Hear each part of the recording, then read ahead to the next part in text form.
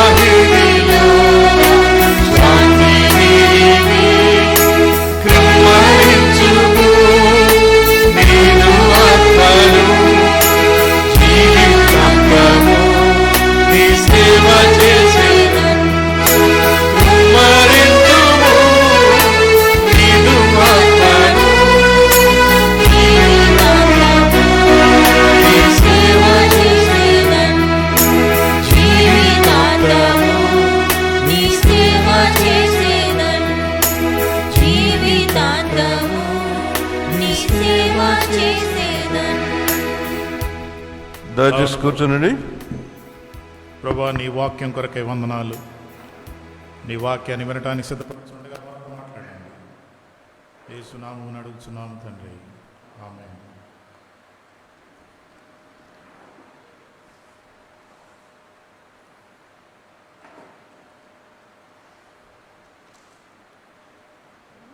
ఒక చాలా sensitive subject నేను డీల్ చేయాలనుకుంటున్నాను.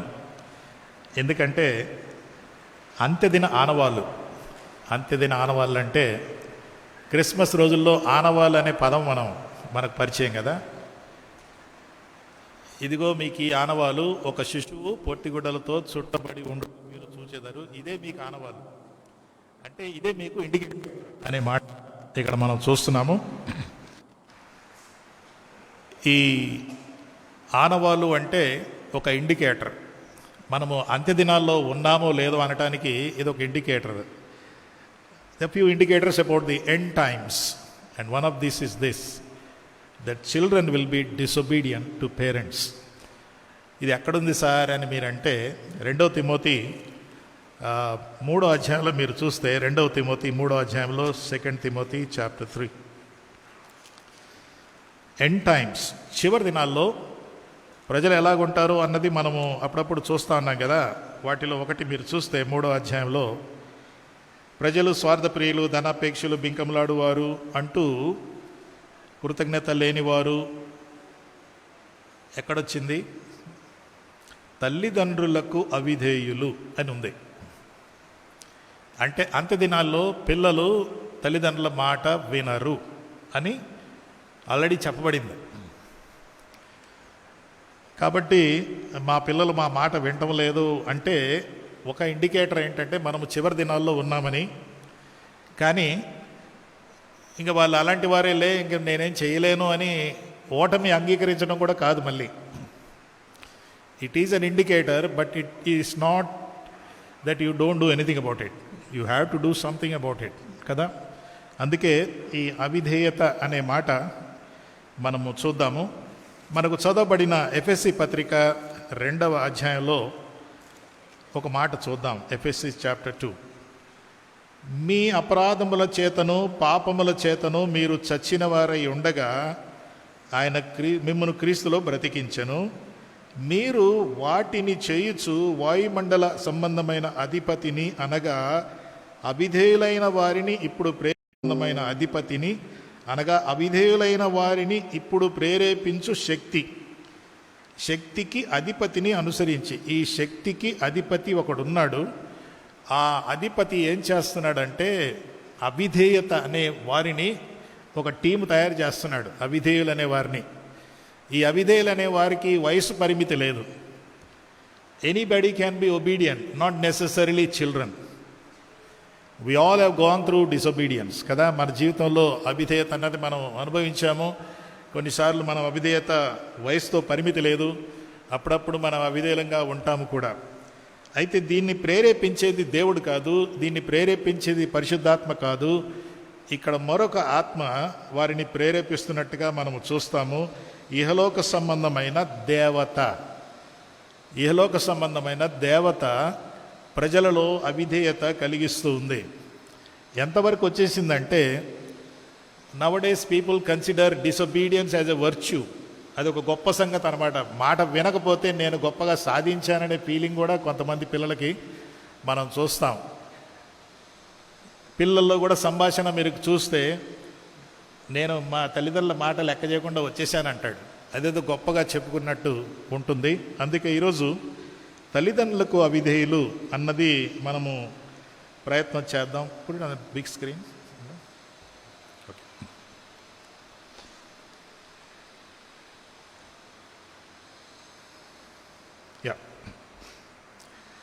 ఈ తల్లిదండ్రులు పిల్లల మధ్య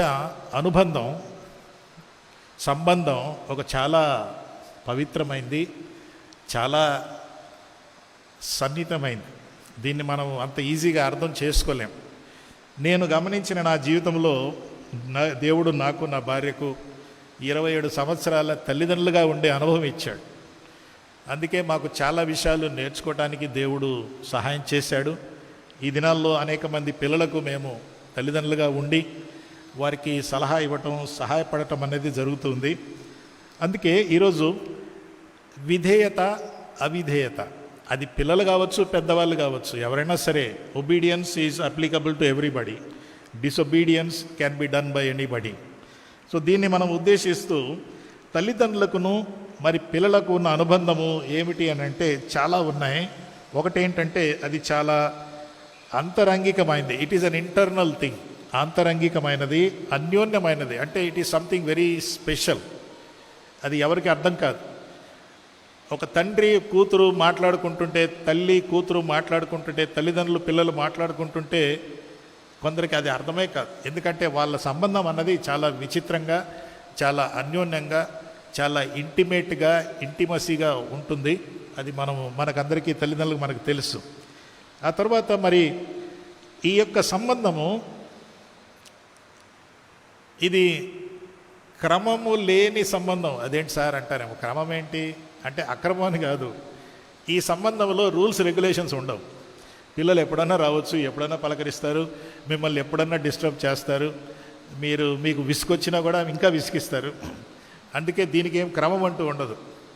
వేరే దగ్గర క్రమం ఉండొచ్చు, కానీ తల్లిదండ్రుల పిల్లల మధ్య అనేది ఇది ఒక క్రమరహితమైంది, ఇష్టాగోష్ఠిలాగా ఉంటుంది అన్నమాట. అంటే మా ఇష్టం, నేనేమన్నా మాట్లాడతాను, ఏమన్నా అడుగుతాను. కొన్నిసార్లు పిల్లలు అడిగే ప్రశ్నలకి మనకు విసుగు వస్తుంది కదా. మనం ఎంత మెచ్యూర్గా ఉన్నా కూడా వాళ్ళు అడిగే ప్రశ్నలకు అరే ఏంట్రా ఈ ప్రశ్న అడుగుతున్నావు అంటారు. ఈ మధ్య ఎవరో నాకు వీడియో పంపారు. ఆ వీడియోలో పతి మామ భార్యను ఏమంటారు, తాత భార్యను ఎలా అంటారు, పతి పత్ని అంటే ఆ చిన్న అమ్మాయి అంటుంది తో మేరా పతి కోన్ హే అని. మేరా పతి కోన్ హే, అందరికీ పతి ఉన్నారు, నాకు పతి లేడని చిన్న అమ్మాయి అడుగుతుందట. అంటే వాళ్ళు అడిగే ప్రశ్న చాలా విచిత్రంగా ఉంటుంది. ఇది ఫ్యామిలీ అంటే, ఫ్యామిలీలో జరిగే కొన్ని విషయాలు. అందుకే అదేమిటి ఇదేమిటి. కుక్క బౌబో ఎందుకంటది, కాకేమో కావు అంటది, కుక్క బౌబో అంటది, ఎందుకు బౌబో అనాలి? ఇలా చాలా విచిత్రమైన ప్రశ్నలు మీరు అందరూ కూడా అనుభవించే ఉంటారు. కొంతమంది కోపం వచ్చేసి కొట్టేసి ఉంటారు, కొంతమంది ఏమో వరే నీకెందుకురా ఈ ప్రశ్న, వెళ్ళిపో అని చెప్పడమో, లేదా వాళ్ళు అడిగిన ప్రశ్నకి వాళ్ళకి అర్థమయ్యేలాగా ఏదో ఒక జవాబు చెప్పేయటమో అనే మాట. మా అమ్మాయి చిన్నగా ఉన్నప్పుడు ఇది లారీ అని చెప్తే ఆమె లాలీ అనేది.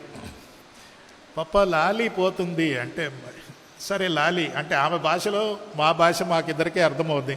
అదే ఆమె లాలీ అని మీతో అన్నదనుకో, లాలెమ్మ లాలీ అని ఆ లాలీ వస్తుంది. సో ఇలాగ వాళ్ళ భాషలు రకరకాలుగా ఉంటాయి. వాటిలో అది కూడా కొన్ని మనకు అర్థం కాదు. తల్లిదండ్రులు పిల్లల మధ్య ఉన్న సంబంధం వేరే వాళ్ళకి ఎవరికి అర్థం కాదు. వాళ్ళకి అర్థం కాదు, అసలు అర్థం చేసుకోవడానికి ప్రయత్నం చేసినా వాళ్ళకి అర్థం కానటువంటిది ఇది మనం చూస్తాం. అయితే ఈ యొక్క సంబంధాన్ని గురించి మాట్లాడితే ఇది చాలా క్రియేటివ్గా కూడా ఉంటుంది, చాలా సృజనాత్మకంగా ఉంటుంది. మనం ఎన్నడూ చేయనటువంటి కార్యాలు, లేక మనం ఎన్నడూ ఆలోచించినట్టు విషయాలు వాళ్ళు మనతో ఆలోచింపజేస్తారు, లేక మనతో చేయిస్తారు కదా. The relationship between parents and children is so creative. We would have never done that if the children were not there కదా. They are very creative. This relationship is a wonderful relationship. ఇది చాలా చాలా గాఢమైన సంబంధం, చాలా డీప్గా ఉంటుంది. అందుకే ఎడబాటు వచ్చినప్పుడు చాలా బాధపడతారు, దూరంగా వెళ్ళిపోయినప్పుడు బాధపడతారు, చనిపోయినప్పుడు బాధపడతారు, ఏదైనా అపజయం వచ్చినప్పుడు బాధపడతారు.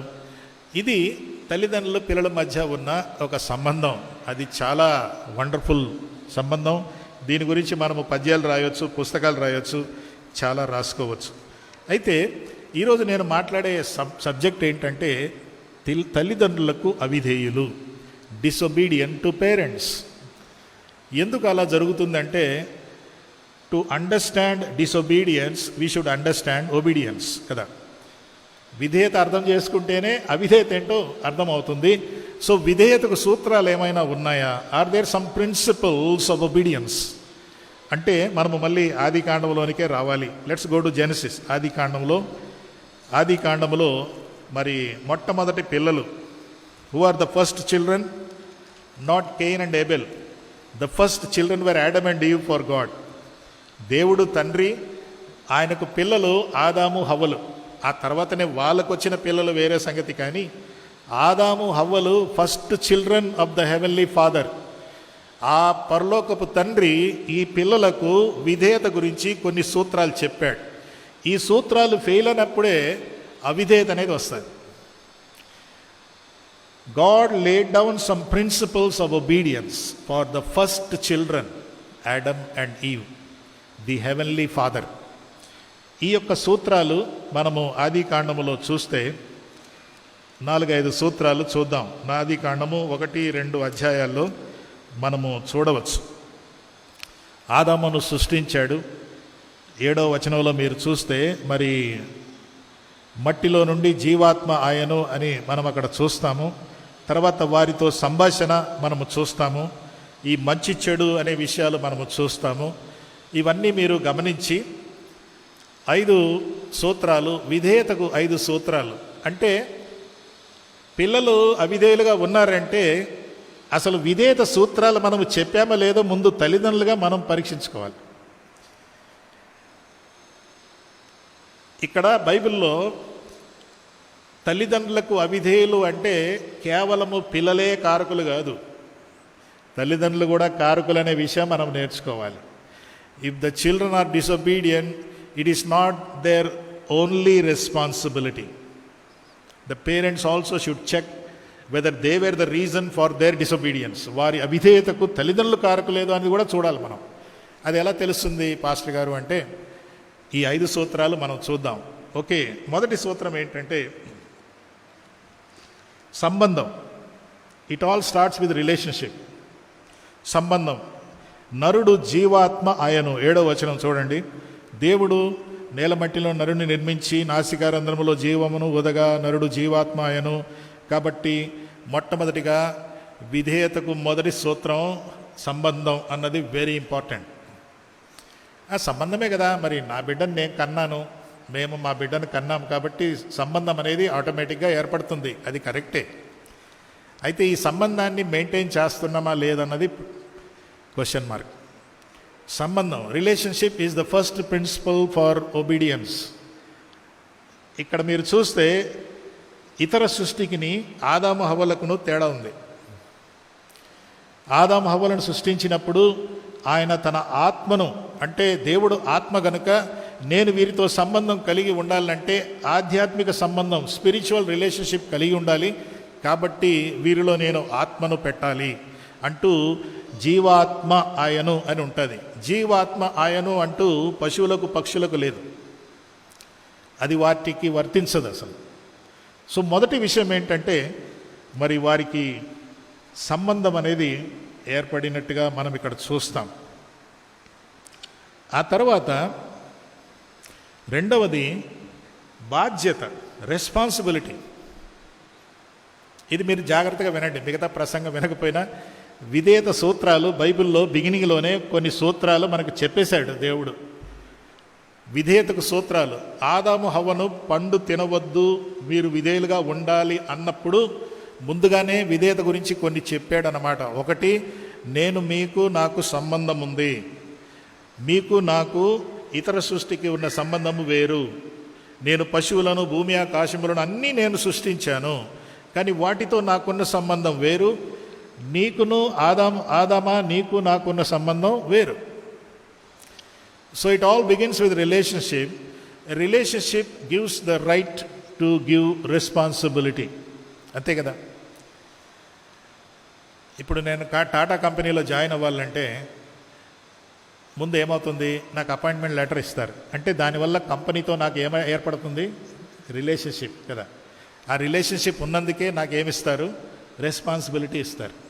చూసారా, ఈ ప్రిన్సిపల్స్ బైబిల్లోనే ఉన్నాయి ముందుగానే. So there is a responsibility given. Responsibility ఇచ్చినప్పుడు మూడవది రూల్స్ విల్ బి దేర్, నియమాలు ఉంటాయి.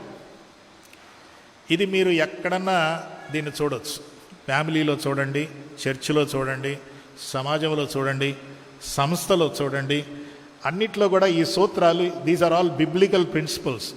ఈ అన్ని రంగాల్లో ఈ ప్రిన్సిపల్స్ ఫాలో చేస్తే చాలా బాగుంటాయి. అది ఒక సంస్థ కావచ్చు, ఒక స్కూల్ కావచ్చు, కాలేజీ కావచ్చు, ఏదైనా సరే, ఎక్కడైనా సరే, these are the rules of obedience. If you expect your employee to obey, if you expect your children to obey, if you expect your student to obey, these are the principles. ఇది biblical principles. ఇది biblical principles అని గుర్తించరు, కానీ బైబిల్లో నేను ఇది కనుగొన్నాను. Number 1 సంబంధము, రెండవది బాధ్యత, మూడవది నియమం. వీళ్ళకి నియమాలు పెట్టాడా? అవును, మీరు ఈ పండు తినొచ్చు అని, ఇది ఒక్కటి మాత్రం తినకూడదు, మిగతాది ఏదైనా తినవచ్చు అంటే. So there were some dos and don'ts అన్నమాట. Rules should always have dos and don'ts, not only do అని కాదు, లేక డోంట్ అని కాదు. కొన్ని కుటుంబాల్లో పిల్లలు అవిధేయులు అవటానికి కారణం ఏంటో తెలుసుగా? Don't do this, don't do this, don't do this, don't do this. అందుకే ఒక అబ్బాయి వచ్చి నాతో అంటున్నాడు, పాస్టర్ గారు, మా పేరెంట్స్ అన్నీ డోంట్ డూ అన్నారు. వాట్ టు డూ చెప్పలేదండి. వాట్ టు డూ చెప్పలే ఇంతవరకు. కాబట్టి రూల్స్ అంటే డోంట్ డూ రెండు ఉండాలి. కొన్ని కుటుంబాల్లో పిల్లలు అవిధేయులు అవటానికి, మళ్ళీ చెప్తున్నాను, అవిధేయులు అవటానికి కారణము they have too many don'ts. వాళ్ళకి ఫ్రీడమ్ లేదు అక్కడ. ఇది సీసీ కెమెరా లాగా ఎప్పుడు మమ్మల్ని నిఘాలో పెడతారు. ఎందుకు అలా చేసావు, ఎందుకు అలా చేసావు, ఏదన్నా మంచి చేస్తే కూడా ఎందుకు చాలా మంచి పని చేసావురా, చాలా very good, I'm very proud of you అనే పేరెంట్స్ కూడా కరువైపోయారు ఈ రోజుల్లో. And so rules include dos and don'ts, not just don't. That leads to disobedience. ఇక్కడ రెండు చెప్పాడు. మీరు ఫలించాలి అన్నాడు, మీరు మళ్ళీ ఫలం కూడా తినొద్దు అన్నాడు. మీరు ఇటు ఫలించాలి, మీరు ఇవన్నీ కూడా తినవచ్చు అన్నాడు, అది కూడా చెప్పాడు. సో విధేయతకు సూత్రాలు బైబిల్లోనే మనము చూస్తున్నాం. It is there in the Bible. అందుకే కొన్ని కీలకమైన అంశాలు నేను ఎప్పుడు ఆదికాండం ఆరిజిన్స్కి వెళ్ళిపోతాను. ఆదికాండం వెళ్ళిపోయి అక్కడ ఏమైనా ఆరిజిన్స్ అంటూ ఏమైనా ఉన్నదా అంటే ఇక్కడ మనం చూస్తాం. తల్లిదండ్రులకు అవిధేయులు అనే మాటకు వస్తే ముందు విధేయత గురించి మనం చూస్తున్నాం. నాలుగవది ఏంటంటే సమీక్ష. There must be a review. When you expect somebody to obey, you should also review. అందుకే మన పిల్లలతో కూర్చుంటాం కదా, ఒరే నీ మెమో అదేంటి కార్డు తీసుకురారా, రిపోర్ట్ కార్డు పట్టుకురా అంటాం, రివ్యూ చేస్తాం. అయితే ఈ రివ్యూలో చాలా ప్రమాదం ఉంది. ఈ రివ్యూలో పిల్లలు చాలా భయంతో ఉంటారు. ఒకవేళ వాళ్ళు మార్కులు తక్కువ వచ్చాయనుకోండి, నాన్నగారు ఇంకా నన్ను బాధేస్తాడు, ఉతికేస్తాడు. నేను ఒక 1 month బ్యాక్ నాకు ఒక ఫ్యామిలీ ఫోన్ చేశారు. సిటీలోనే ఉంటారు, బహుశా ఇది మీరు వింటున్నారేమో. వాళ్ళ అమ్మాయి ఇంటర్మీడియట్ ఎగ్జామ్ రాసి వచ్చింది. క్వశ్చన్స్ అన్నీ చూసుకుంది. 3 క్వశ్చన్స్ సరిగా రాయలేదని అనుకుంది, అంతే. సాయంత్రం వాళ్ళ నాన్నతో కూర్చొని డైనింగ్ టేబుల్లో ఎందుకు ఇలా చేశావు, నువ్వెందుకు సరిగా రాయలేదు అన్నాడు. అంతే, 2 మాటలు. ఊరేసుకొని చచ్చిపోయింది. ఈ మధ్య జరిగింది. నేను ఆ ఇంటికి వెళ్ళి వాళ్ళతో మాట్లాడాను. ఎందుకు చెప్తున్నానంటే రివ్యూ అనే మాట, obedience, when you expect obedience, review must be there. But review is a very sensitive thing. మన పిల్లల్ని మనము చాలా త్వరగా జడ్జిమెంట్ ఇచ్చేసి, నేను ఇలా చదివాను రా, నువ్వెందుకు ఇలా చదవలేదని, నేను ఎప్పుడు ఫస్ట్ క్లాస్లో పాస్ అయ్యాను, నీ పర్సంటేజ్ అయిందిరా చూడరా అంటూ ఇలాగా రివ్యూ దగ్గర, ఎవాల్యుయేషన్ దగ్గర మనము చాలా జాగ్రత్తగా ఉండాలి. ఎందుకంటే వాళ్ళు చాలా ప్రెషర్లో ఉంటారు కాబట్టి ఇంట్లో కూడా ప్రెషర్ దానికి కలిపామనుకో వాళ్ళు తట్టుకోలేరు. దానివల్ల ఇలాంటివి జరగవచ్చు, దానివల్ల దురలవాట్లు జరగవచ్చు, దానివల్ల అక్రమ సంబంధాలకు వెళ్ళిపోతారు, దానివల్ల డ్రగ్ అడిక్షన్లోకి వెళ్ళిపోతారు, దానివల్ల మరి మీడియా, ఇంటర్నెట్లో పోర్నోగ్రఫీ ఇన్నింటికి వెళ్ళిపోతారు. సో విధేయత సూత్రాలు ముందు మనం తెలుసుకున్నాక అవిధేయత సూత్రాలు ఏంటో తెలిసిపోదు. This is very crucial. Okay, this is very very crucial. అయితే ఈ 4తో సరిపోద్దంటారా? సరిపోదు. విధేయతకు సూత్రాలు బైబిల్లోనే ఉన్నాయి. మళ్ళీ చూద్దామా? ముందు సంబంధం ఏర్పడాలి. ఈ సంబంధం అన్నది ఆటోమేటిక్గా బయోలాజికల్గా సంబంధం ఉంటుంది, కానీ ఆ తర్వాత ఈ సంబంధము ఎమోషనల్గా, ఫిజికల్గా, స్పిరిచువల్గా, మెంటల్గా ఈ అన్ని రంగాల్లో ఈ యొక్క రిలేషన్షిప్ డెవలప్ అవ్వాలి. ఫిజికల్ రిలేషన్షిప్ అంటే బయోలాజికల్గా పుట్టాడు, కరెక్టే. Physically she is my child, well, what about emotionally? Is my child also child emotionally, mentally, spiritually, in all other aspects? నా బిడ్డ ఈ అన్ని రంగాల్లో కూడా నా బిడ్డనా, లేక నాకు పుట్టింది కాబట్టి నా బిడ్డనా? చాలామంది తల్లిదండ్రులు నేను చూశాను, అందుకే చెప్తున్నా. 4 విషయాలు, విధేయత గురించి 4 విషయాలు. 5వది ఏంటంటే బహుమానం. There is a thing called reward. There is a reward. These are the principles. మీరు ఒక స్కూల్ తీసుకోండి. ఒక స్కూల్లో స్టూడెంట్ ముందు ఈ సూత్రాలు ఆ స్కూల్కి అప్లై అవుతుంది చూద్దాం. స్కూల్లో అప్లై అవుద్దా? ఫస్ట్ ఏంటి? రిలేషన్షిప్ ఎలాగొస్తుంది? అడ్మిషన్. ఆ తర్వాత ఏంటి? ఆ పిల్లలకి బాధ్యత, హోంవర్క్ అవి ఇవి అసైన్మెంట్లు ఇస్తారు కదా, వాళ్ళు అది చేయాలి. మూడోది ఏంటి? రూల్స్ ఉంటాయా? స్కూల్లో రూల్స్ ఉంటాయి కదా. మరి రివ్యూ ఉంటుందా? రివ్యూ ఉంటుంది కదా. తర్వాత రివార్డ్ ఉంటుందా? పాసు, ఫెయిల్, ప్రమోటెడ్ అని ఉంటుంది కదా. చూచారా? ఈ సూత్రాలు స్కూల్కి వర్తిస్తాయి, ఈ సూత్రాలు గవర్నమెంట్కి వర్తిస్తాయి, ఈ సూత్రాలు అన్ని రంగాలకు వర్తిస్తాయి. ఇవి బైబిల్ సూత్రాలు. ఎవరైనా సరే ఈ సూత్రాలు పాటిస్తే యూ కెన్ ఎక్స్పెక్ట్ ఒబీడియన్స్. అయితే ఈ సూత్రాల్లో ఎక్కడొక్కడ తేడా వచ్చినప్పుడు అవిధేయత అనేది వస్తుంది. అందుకే అంత్య దినాల్లో ప్రజలు అవిధేయులు, పిల్లలు అవిధేయులు అనే మాట వచ్చిందంటే ఈ సూత్రాల్లో ఏదో ఒకటి ఫెయిల్ అయినట్టుగా మనం చూస్తాం. సో అవిధేయత ఎక్కడొచ్చింది? ఏదైనా వనములో అవిధేయత అనేది వచ్చింది. ఎందుకంటే there was sin. When you follow the principles of obedience, disobedience won't be there. Even if it is there, you can still control it. But when we don't follow the principles of obedience, don't expect obedience. విధేయ సూత్రాలు పాటించకుండా విధేయత కలిగి ఉండాలని మన పిల్లల దగ్గర expect చేయటం అది న్యాయం కాదు అసలు. సో ఆదాము హవ్వలు పాపం చేశారు, వారు అవిధేయులయ్యారు. అంత్య దినములలో తల్లిదండ్రులకు అవిధేయులు అని అంటే మన పరమ తండ్రి అయిన దేవునికి మనం ఎన్నిసార్లు అవిధేయులంగా ఉన్నాం? సేమ్ సూత్రాలే, the same principles apply there. So ఆదాము హవ్వల దగ్గరికే ఉన్నాం. ఇంకా 3వ అధ్యాయంలో చూడండి, ఆది కాండంలో 3వ అధ్యాయంలో ఆదాము హవ్వలు అవిధేయత ఎందుకు వచ్చింది? అవిధేయత ఎందుకు వస్తుందంటే పిల్లల్లో, లేక అవిధేయత అనేది మనలో ఎందుకు వస్తుందంటే 2 కారణాలు ఇక్కడ మనం చూస్తాం. ఆది కాండంలో 2 కారణాలు. ఒకటి, మాకు గుర్తింపు కావాలి. మాకు గుర్తింపు కావాలి. చూడండి 3వ అధ్యాయము 5వ వచనం. The first problem, the first reason for disobedience is I want my identity. నాకు గుర్తింపు కావాలి. చూడండి 5వ వచనంలో, ఏలైనగా మీరు వాటిని తిను దినమున మీ కన్నులు తెరవబడును, మీరు మంచి చెడ్డలను ఎరిగిన వారై దేవతల వలె ఉందురు. ఏమవుతారంట? మీరు దేవతల వలె ఉందురు.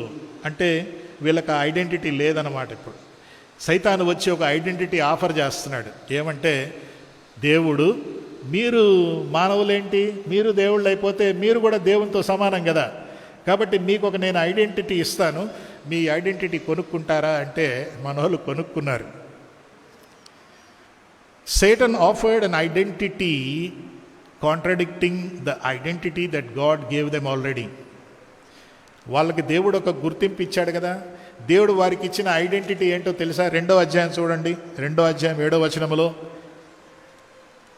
లేకుంటే 1వ అధ్యాయం 26వ వచనములో, దేవుడు మన స్వరూపమందు మన పోలిక చొప్పున నరులను చేయుదము అని చెప్పాడు.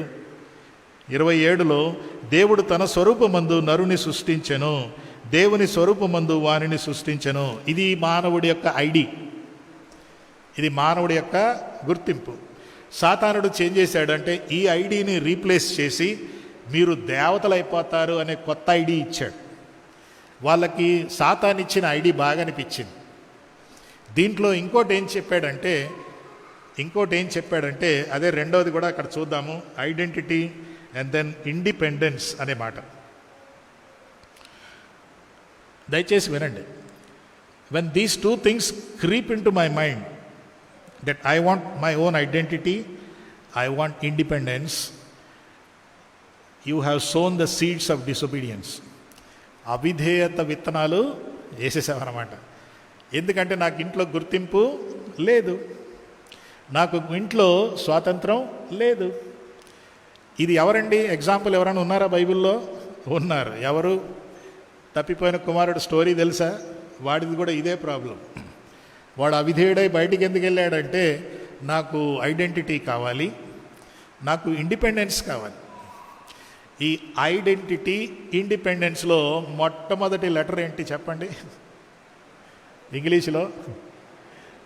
ఇది ఐ ఫ్యాక్టర్. అందుకే నేను అనుకుంటా ఈ ఐఫోన్ వాడు ఐ అని ఎందుకు పెట్టాడు మరి. It's all I problem. When you get into I problem you are getting ready for disobedience. The I factor. సాతానుడు వచ్చి చెవులో ఐ అనే ఇంజెక్షన్ మాటలు ఊదాడు, ఐ అనే ఇంజెక్షన్ పెట్టేశాడు, అంతే. I want my identity, I want my independence. ఇది ఇళ్లలో జరుగుతుందంటారా? పిల్లలు అవిధేయులు అవడానికి కారణాలు ఏంటో అర్థమైందా ఇప్పుడు? వాళ్ళకి గుర్తింపు కావాలి, వాళ్ళకి స్వాతంత్రం కావాలి. ఇవి కొత్త విషయాలు కాదు. ఇది ఏదేను వనములోనే మొదలైంది. ఈ పీడ ఇప్పటికీ మానవుణ్ణి విసిగిస్తానే ఉంది. ఈ పీడ ఇప్పటికల్లా మీకు అర్థమైపోయి ఉంటుంది. నాకు ఇండిపెండెన్స్ కావాలి, నాకు డబ్బు కావాలి. మీకు ఒకసారి చెప్పాను, ఒక యవనస్తుడు నా దగ్గరికి వచ్చాడు.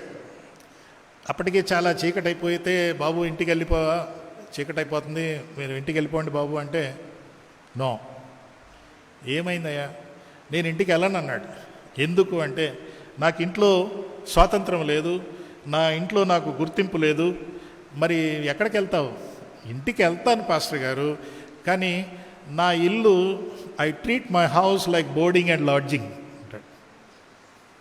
నా ఇల్లు నాకు బోర్డింగ్ లాడ్జింగే. హోటల్లో బోర్డింగ్ లాడ్జింగ్ ఏంటి? డబ్బులు కడితే భోజనం పెడతారు, ఉండనిస్తారు. ఇక్కడ నేను డబ్బులు కట్టను కానీ నన్ను భోజనం పెడతారు, ఉండనిస్తారు, కానీ నాకు గుర్తింపు లేదు, నన్ను ఎవరు పట్టించుకోరు. What a tragedy. Do you accept your child as it is? నన్ను గుర్తించరండి, నన్ను పట్టించుకోరండి. ఇది నా కెపాసిటీ, నేను ఇంతకంటే ఎక్కువ పర్ఫార్మెన్స్ చేయలేను, అయినా నా నెత్తి మీద కూర్చొని నువ్వు చెయ్యాలి అంతే. నేను ఎలాగుండేవాడిని అంటే, sometimes we expect me in my child. I want to see me in my child and that is not possible with every child. నేనేమయ్యానో తెలుసా? నేను సో అండ్ సో, నువ్వు కూడా అలాగ అవ్వాలిరా, నన్ను నేను నీలో చూసుకోవాలి అంటే, నా వల్ల కాదు డాడీ అంటాడు, నథింగ్ డూయింగ్ అంటాడు. ప్రెజర్ వస్తుంది. అవిధేయత అనే మాట. గుర్తింపు అన్నది ఇక్కడ మనం చూస్తున్నాము. మాకు ఇది కావాలి అనే మాట. సో దీనివల్ల ఏమవుతుంది? అవిధేయతకు కారణాలు ఏంటి? అవిధేయతకు కారణాలు ఆదిమ దంపతులు 2 బేసిక్, వాటిలో నుండి ఇంకా వేరే కొన్ని చూద్దాం. ఈ రోజుల్లో అవిధేయత ఎందుకు వస్తుంది? చైల్డ్, ఆ పిల్లవాడు, అమ్మాయి, అబ్బాయి యొక్క గుర్తింపును ఎప్పుడైతే తృణీకరిస్తామో అక్కడే వస్తాం. కేరళలో ఒకసారి ఒక సభల్లో మాట్లాడినప్పుడు, మీటింగ్ అయ్యాక ఒక అమ్మాయి వచ్చి, sir my parents don't like me అని. వై అంటే, ఐఎమ్ నాట్ గుడ్ లుకింగ్, నేను అంత అందంగా లేను. ఎందుకు అంటే, మా చెల్లె చాలా అందంగా ఉంటుంది, వాళ్ళు మ్యారేజెస్కి, రిసెప్షన్లకి, మీటింగ్లకి వెళ్ళినా మా చెల్లెనే తీసుకెళ్తారు, నన్ను ఎప్పుడు తీసుకెళ్లరు, ఇంట్లోనే పెట్టేస్తారు. ఇప్పుడు ఆ పిల్ల అవిధేయత కలిగి ఉన్నదంటే కారణం ఎవరు? ఆ పిల్ల కాదు. అందుకే మనం తెలుసుకుందాం, తల్లిదండ్రులకు అవిధేయులు అంటే పిల్లలదే కారణం కాదు, తల్లిదండ్రుల పాత్ర కూడా ఉంది. అదే I'm trying to emphasize. If you are struggling with your child this morning, I want to encourage you to look into your own life first, whether you are applying the principles of obedience. Very important. ఈ సూత్రాలు బైబిల్లోనే ఉంది. ఒకటి ఏంటంటే నిరాకరణ, అంటే rejection అనే మాట వస్తుంది. ఒక ఆలకించని విలాపం అని పెట్టాను. కొన్నిసార్లు పిల్లలు వారి వేదన, బాధలు చెప్పుకుంటారు. చెప్పినప్పుడు నేను ఇప్పుడేమో తర్వాత చెప్పు, నేను చాలా బిజీగా ఉన్నానంట. No, never schedule your child's visit to you, please. మళ్ళీ చెప్పనా? Never schedule your child's visit to you. You can schedule others visits. వేరే వాళ్ళు వచ్చి నేను పలకరించాలంటే వాళ్ళకి టైం పెట్టవచ్చు, ఈ టైంకి రండి, అప్పుడు రండి. పిల్లలకి టైం టేబుల్ పెట్టకండి. You must be ready. అన్నీ ఆపేసుకొని వినాలి. ఆ 5 నిమిషాలు వినటంలోనే చాలా తేడా వస్తుంది. కానీ నాకు తెలుసు కొంతమంది పేరెంట్స్ పిల్లలకు కూడా టైం టేబుల్ పెడతారు. మమ్మీ డాడీని కలవాలంటే ఈవినింగ్ 5 to 6. ఇదేంటండి, వాళ్ళు మీ పిల్లలు. నియమాలు పెట్టకండి. సంహౌ త్యాగం చేసుకొని, సాక్రిఫైస్ చేసుకొని, వాయిదా వేసుకొని ట్రై టు లిజన్. అందుకే నేను చెప్తున్నాను, విధేయత అనే మాటకు వస్తే అది ఒక, ఇందాక నేను చెప్పినట్టు పిల్లలు అవిధేయులు ఎందుకు అవుతారంటే I want to see myself in you. ఇందాక చెప్పాను కదా, అదనమాట కారణం. నేను ఇంజనీర్ అయ్యాను, నువ్వు ఇంజనీర్ అవ్వాలి. నేను పలానా స్టేటస్లో ఉన్నాను, నువ్వు కూడా అలాగ అవ్వాలి.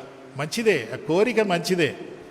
కానీ దాని గురించి ఆ పిల్లల్ని విసిగించేసి తొక్కేసి నెత్తిన కూర్చొని నువ్వు చేస్తావా లేదా అన్నప్పుడు వారు ఒక పాయింట్కి వచ్చాక రిజెక్షన్లోకి వెళ్ళిపోతారు.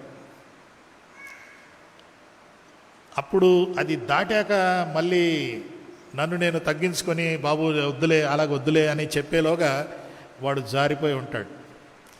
You would have been seeking something else. Look into that. ఇది ఒక సహజమైన స్వభావమే. అంటే అవిధేయత అన్నది మానవుల్లో ఇది it's a natural thing. We have a tendency to disobey because of our forefather. మన ఆదాము గారు అవిధేయుడు కాబట్టి ఆ బీజం మనలో ఉంది. ఆ అవిధేయత అనేది మనలో జరుగుతూనే ఉంటుంది. తర్వాత ఇంకోటి ఏంటంటే ఘనపరిచే తరం. ఏంటి ఘనపరిచేది? We are living in a generation that glorifies disobedience కదా. అవిధేయతను ఘనపరిచే తరం.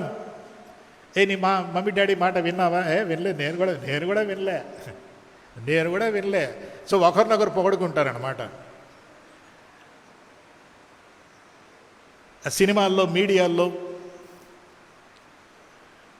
వార్తాపత్రికల్లో, న్యూస్లో కూడా ఎవరైనా మంచి పని చేస్తే 2 రోజులే చూపిస్తారు. ఎవడన్నా చెడు కార్యం చేస్తే వాడి గురించి 3 నెలలు చూపిస్తారు. That is happening. And so అవిధేయత అనే మాటకు వస్తే ఎందుకు అవిధేయత వచ్చింది? ఎందుకంటే it is being glorified instead of being condemned. దాన్ని ఖండించే బదులు దాన్ని ఘనపరిచే దినాల్లో మనం ఉన్నాం. మరికొన్ని కారణాలు, మీకు తెలిసిన కారణాలు చెప్తాను. తల్లిదండ్రుల ఉద్యోగాలు కూడా కొన్నిసార్లు అవిధేయత కారణమవుతుంది. ఇద్దరూ ఉద్యోగాలు చేయాలి, ఇద్దరూ పిల్లల దగ్గర సమయం గడపడానికి అంతగా లేదు కాబట్టి కొన్నిసార్లు ఇదొక కారణంగా ఉంటుంది. అంటే ఇద్దరు ఉద్యోగాలు చెయ్యాలి అన్నది అది మీ నిర్ణయం. దాని గురించి రకరకాల అభిప్రాయాలు చెప్తూ ఉంటారు. తల్లి ఉద్యోగం చేయాలా చేయకూడదా అన్నది. ఏదైనా ఉద్యోగం చేసినా చేయకపోయినా, ఇద్దరు చేసినా ఒక్కరు చేసినా పిల్లలకు మాత్రం సమయం ఇవ్వడం అనేది చాలా కీలకమైంది. అది కూడా ఇనీషియల్ స్టేజెస్లో వారి చిన్న వయసులో ఉన్నప్పుడు వారితో సమయం గడపటం చాలా అవసరం. సమయం కేటాయించటము. మీడియా తరం అంటే మీడియా తల్లిదండ్రులకు అవిధేయులు అవడానికి ఒక కారణం ఏంటంటే మీడియా. ఇందాక మీకు చెప్పినట్టుగా మరి మీడియా మా తల్లి, మరియమ్మ తల్లి అన్నట్టు మీడియమ్మ నా తల్లి, మీడియమ్మ నా తల్లి.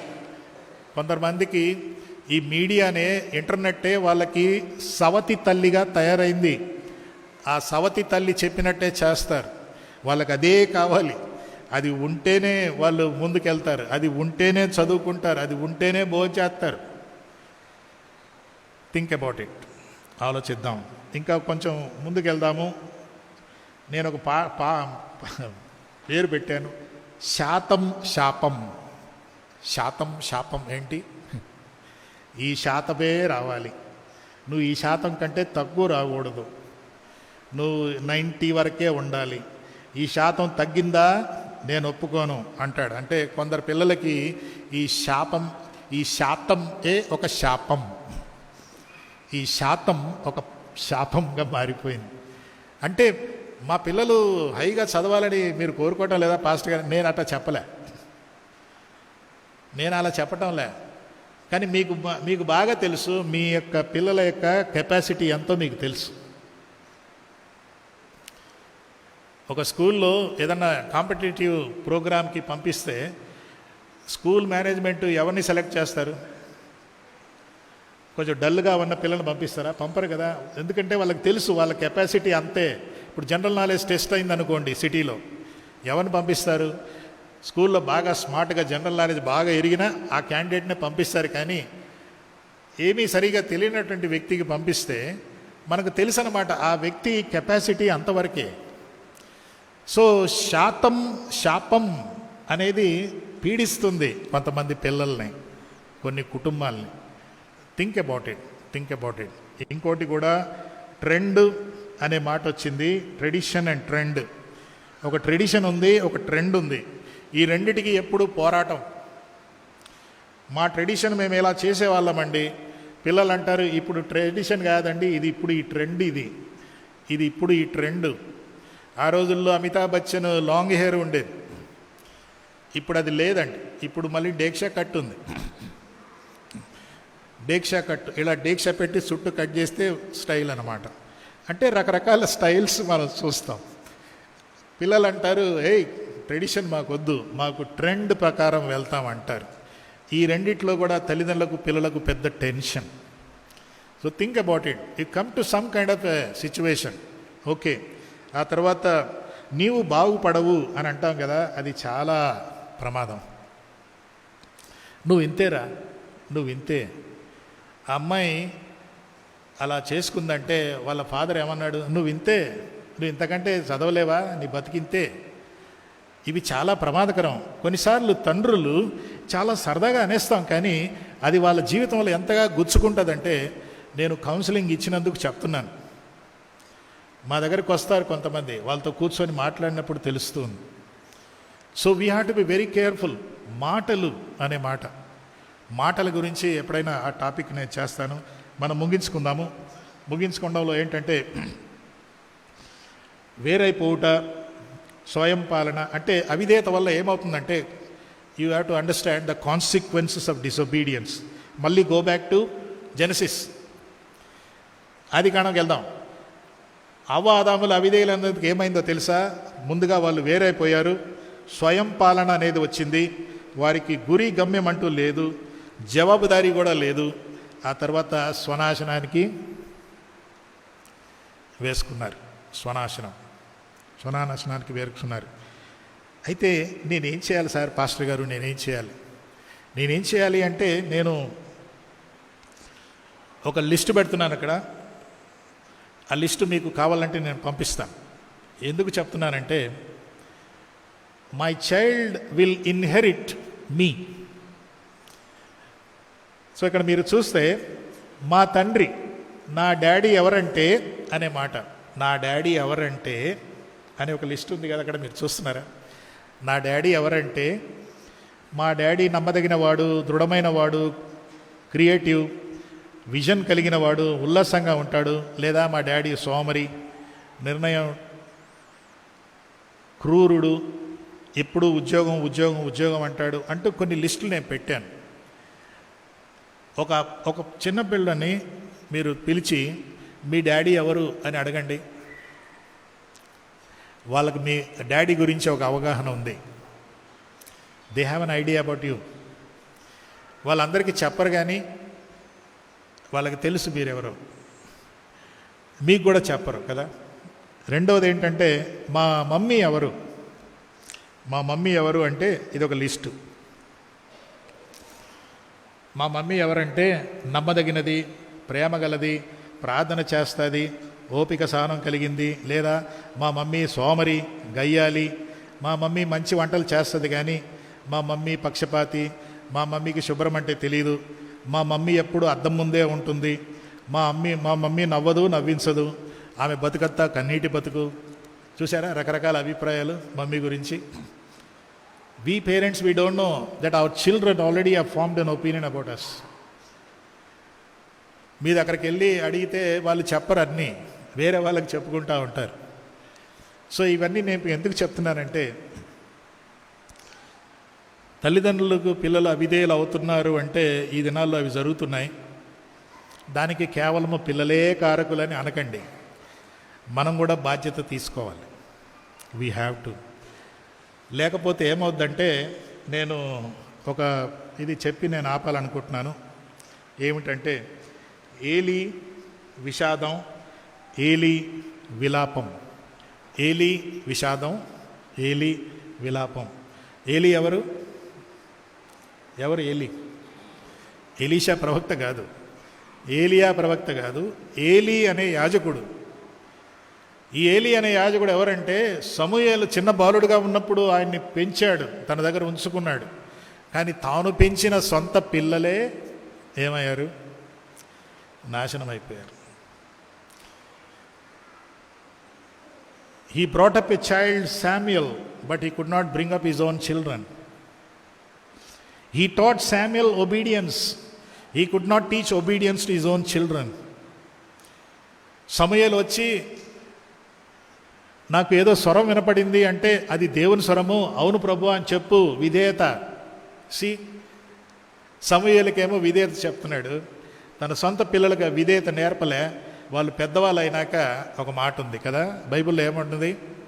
బాలుడు నడవవలసిన త్రోవ వానికి నేర్పము, వాడు పెద్దవాడయ్యాక దాని నుండి తొలగిపోడంటే, ఏలీ పిల్లలు పెద్దవాళ్ళు అయ్యాక వాళ్ళు ఏమయ్యారు? తొలగిపోయారు. అంటే వారు బాలుడు నడవలసిన త్రోవ డాడీ గారు చెప్పలేదు.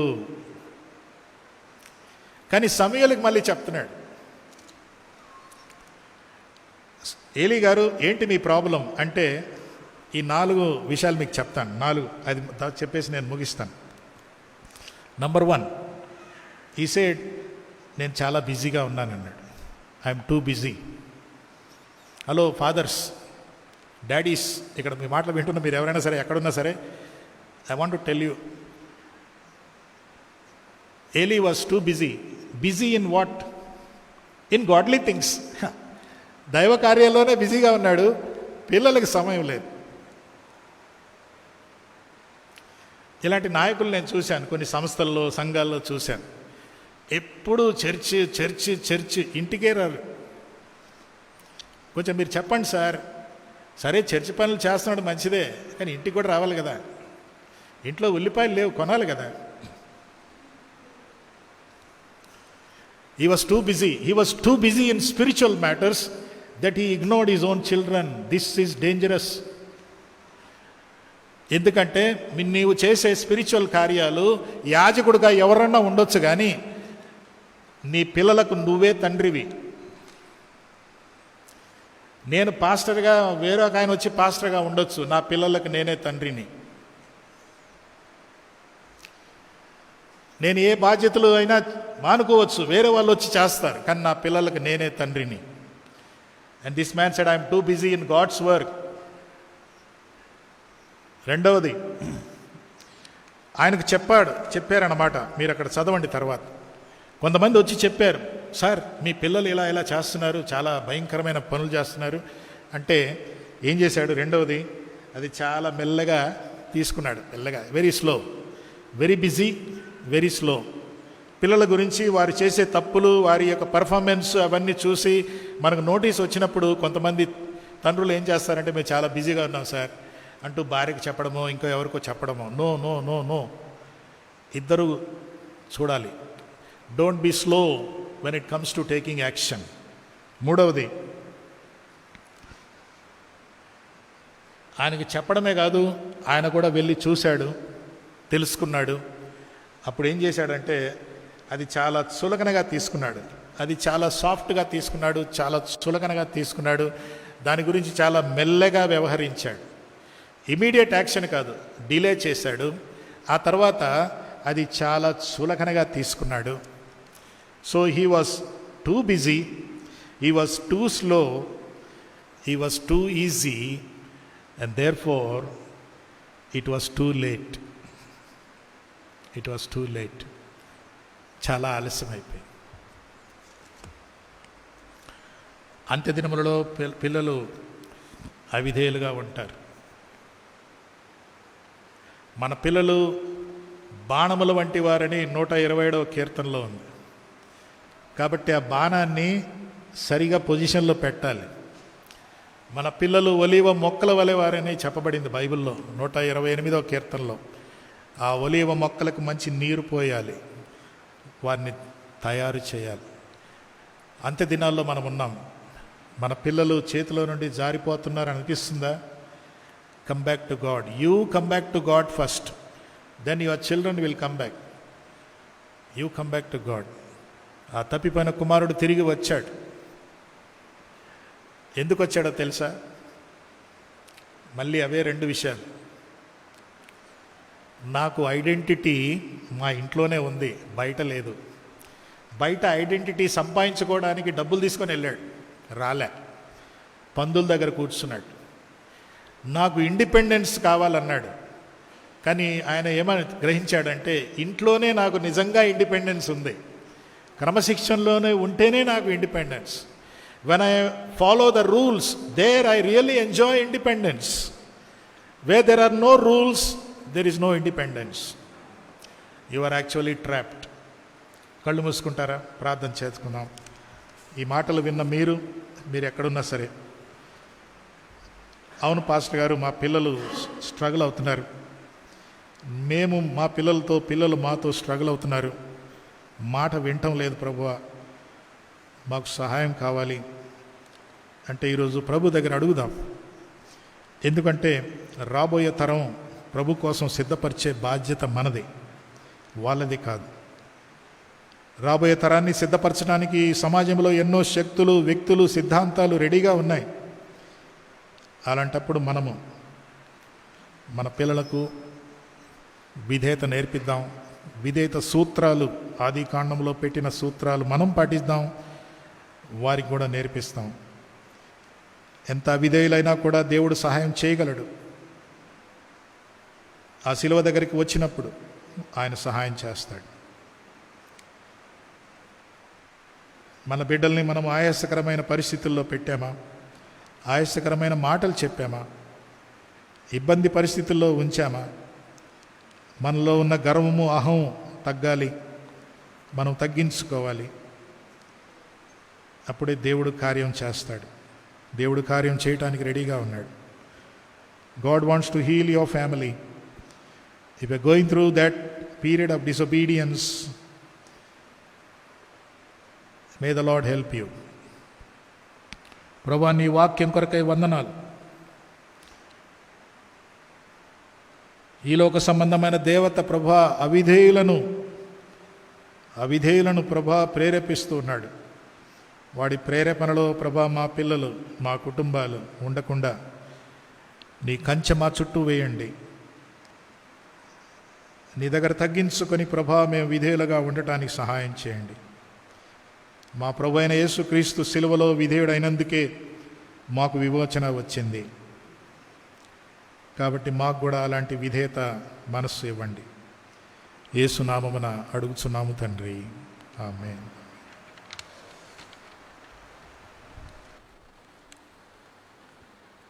Thank you, Pastor. Now is the time to welcome the newcomers. ఈ ఆరాధనలో మొట్టమొదటిసారిగా ఈ ఆరాధనలో మాతో కలిసి మీరు ఆరాధించినట్లయితే, if it is the first time for you to come and worship with us, kindly stand up for a minute. Our pastor will pray for you, and our counseling and follow-up ministries will give you one card which we request you to fill it and give it to us so that we may pray for you. మీకు ఇచ్చినటువంటి ఆ కార్డులో మీ పూర్తి వివరాలు ఇచ్చినట్లయితే మీ గురించి ప్రార్థన చేస్తాం. అంతేకాదు, మీరు మా ఆరాధనలో, మా సంఘ కార్యక్రమాల్లో పాల్గొనవలసిందిగా మిమ్మల్ని ఆహ్వానిస్తున్నాం. మా పాస్టర్ గారు మీ గురించి ప్రార్థన చేస్తారు. దయచేసి అలాగే నిలబడి ఉండండి.